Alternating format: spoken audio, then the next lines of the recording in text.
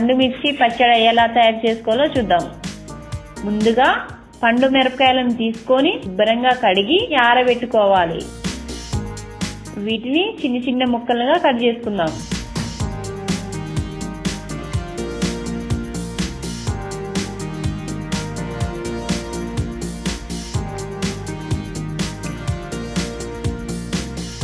తర్వాత ఒక మిక్సీ గిన్నె తీసుకొని అందులో ఈ పండు మిర్చి ముక్కల్ని వేసుకోవాలి.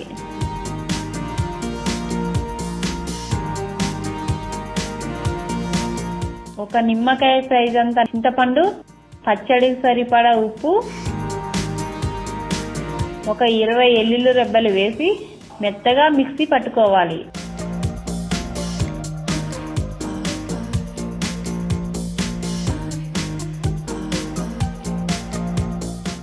ఇప్పుడు స్టవ్ పై బాండి పెట్టుకొని ఆయిల్ వేసుకుందాం.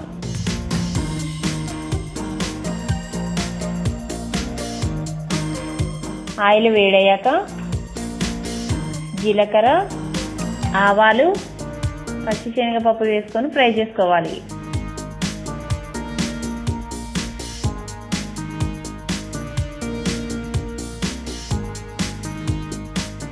తర్వాత వెల్లుల్లి రెబ్బలు వేసి కూడా ఫ్రై చేసుకోవాలి.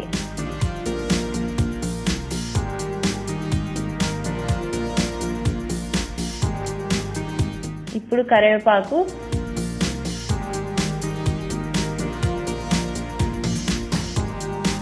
పసుపు వేసి ఎర్రగా అయ్యేంత వరకు ఫ్రై చేసుకోవాలి.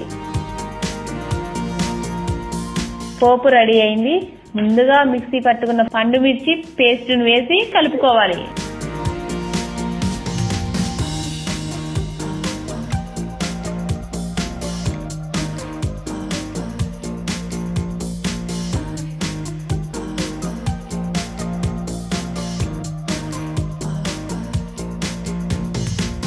చివరిగా ఒక స్పూన్ ఆవాల పొడి వేసుకోవాలి.